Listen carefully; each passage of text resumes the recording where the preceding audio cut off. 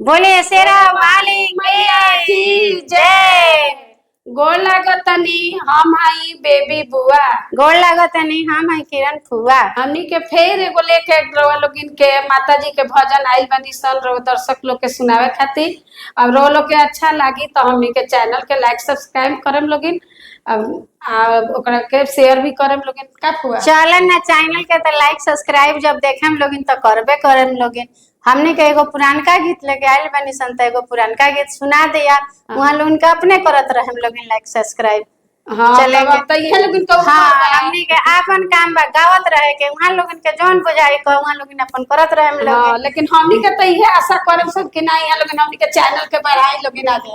हाँ तो हमनी के अपन काम करम सन तब न करम के फल मीठा होला। हाँ तो कोशिश में बानी सन। हाँ चला एगो पुरानका गीत गा दिया। चलो ठीक हुआ चलो गावल जा। हाँ होता सवेरे मैया पूजावा पर बैठली हो से अठारा लोगवाना मैया के छेकेला दुआरिया हो से अठारा लोगवाना मैया के छेकेला दुआरिया हो से अनारा लोग का तो अनारा लोगवा छेकेला दुआरिया हो तुरंत दे बना तोहरा आँखवा के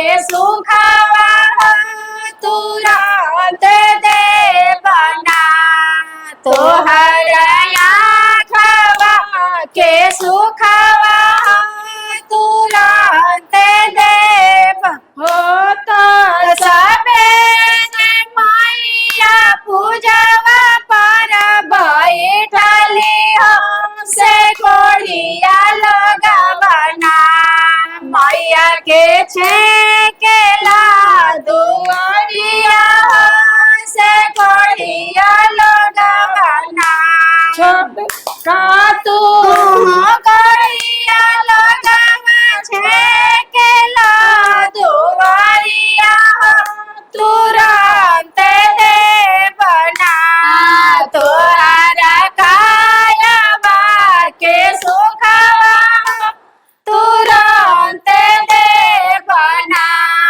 तोहरा कायबा के सुखवा तुरंत दे बना होता सवेरे मैया पूजवा पर बैठली हो से बाझिल लगवाना मैया के छेकेला दुआरिया से बाझिल लगवाना छोड़ू बाझिल लगवा हमारा दुआरिया तुरंत दे बना तोहरा गोद में बालकवा तुरंत दे बना तोहरा गोद में बालकवा तुरंत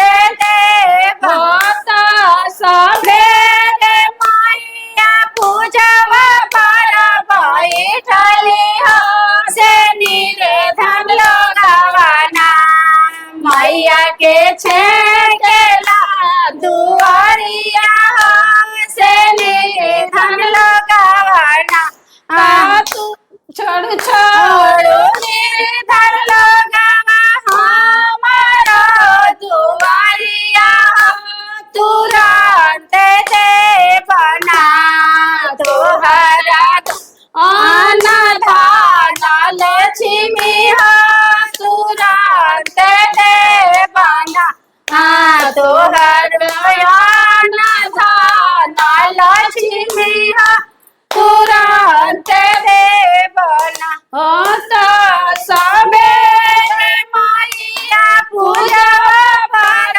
बैठली हो से लाना लोगवाना मैया के छेकेला दुआरिया से लाना